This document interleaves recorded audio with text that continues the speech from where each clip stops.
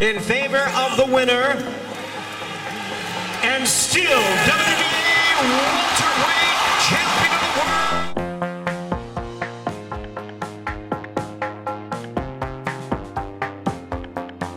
Para bang isang batang tinutupak matapos hindi mangyari ang kanyang gusto. Ito ang ipinakita ni Adrian Broner matapos hindi siya umubra sa loob ng 12 rounds kontra kay Manny Pacquiao. I beat him. Everybody out there know I beat him. Sapagkat kung gaano ito kasaya at hype ang makikita sa kanya bago ang laban, ay ganun din naman ang iniyak ni Broner nang magtapos ito. January 19, 2019 nang magkatapat ang tinaguriang The Problem na si Adrian Broner kontra sa boxing legend na si Manny Pacquiao. Bago rito ay matunog ang balitang rematch sa pagitan ni Manny Pacquiao at Mayweather.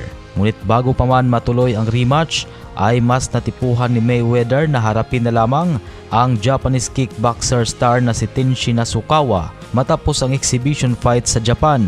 Habang umiiwas si Mayweather kay Pacquiao ay ang napili naman nito na si Adrian Broner ang kinaharap ni Pacquiao.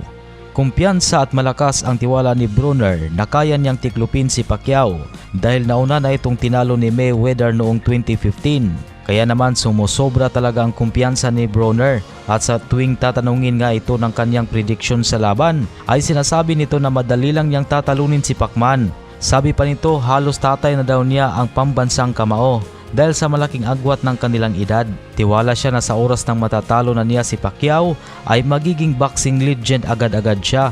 Sa sobrang ang pagsasalita ng bunganga ni Broner ay kumuha na si Manny Pacquiao ng angry translator kung saan ito ang gagawa ng pantatrash talk para sa kanya. Easy to say, but hard to do it. What he really meant to say is, it's easy to say, but we're gonna fuck him up.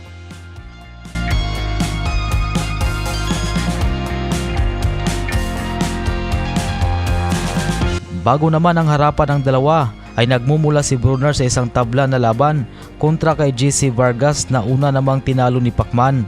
Nag-iiyak din ang bunganga ni Broner pagkatapos ng laban dahil hindi niya ito matanggap na hindi siya nanalo. Look like I beat him what they beat Martin Luther King with, man. You know what? I'm gonna be honest. I'm on.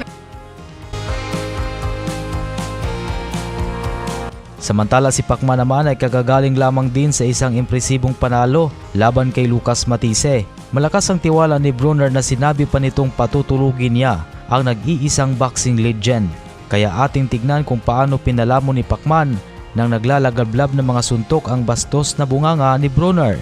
Pinakita agad ni Pacquiao sa round 1 ang kanyang bilis sa pagtatapon ng kanyang mga mabibigat at mabibilis na mga kombinasyon.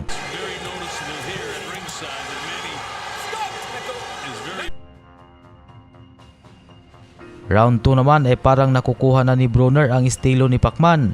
Tumatama ng mga counter hook at solid punch. Subalit ginulat naman ito ni Pacman sa kanyang pambihirang bilis at kombinasyon na talaga namang nagpahirap kay Broner.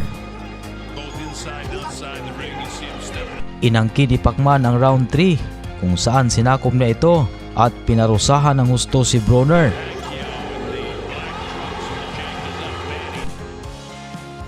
Pagsapit ng round 4 ay walang tigil ang pagpunteriya ni Manny Pacquiao sa katawan ni Broner na dahilan na nakapagpatama ng mga counter punches nito.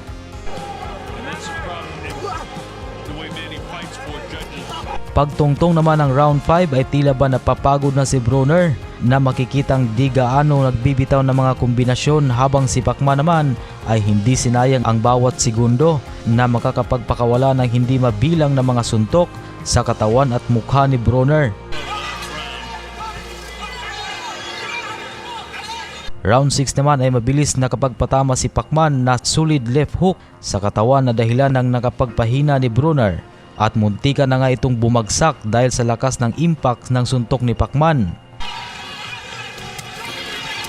Sa pagdating ng round 7 ay ramdam pa rin ni Broner ang sakit ng bodega na kanyang tinamo mula sa quick solid punch ni Pacman at bugbog ang inabot ni Broner sa round na ito at kanyang sinalo nang walang magawa ang hindi niya makikitang mga kombinasyon ni Pacman na tumama sa kanya.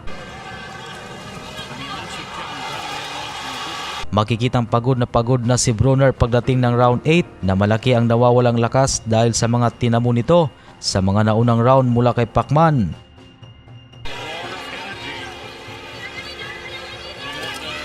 At pagdating naman ng round 9 ay muntikan na namang bumagsak si Broner. Dulot ng mabilis at malakas na left hook ni Pacman. Sa mukha nito dahilan ang pagkahilo nito. Sa round 10 ay nakahanap na si Broner ng teknik para takbuhan na lang ang mga ibabatong suntok ni Pacman para lang makasurvive siya at makaabot ng sukdulan ng sagupaan.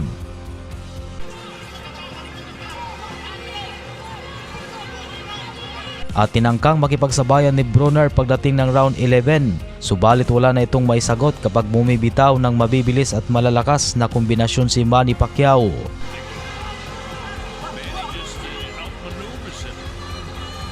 At sa round 12 naman ay pinipilit pa rin ni Broner na kumukonekta ang kanyang mga suntok. Subalit wala na itong magawa dahil nakakalusot ang mga malilinis na suntok ni Pacman sa kanyang mukha.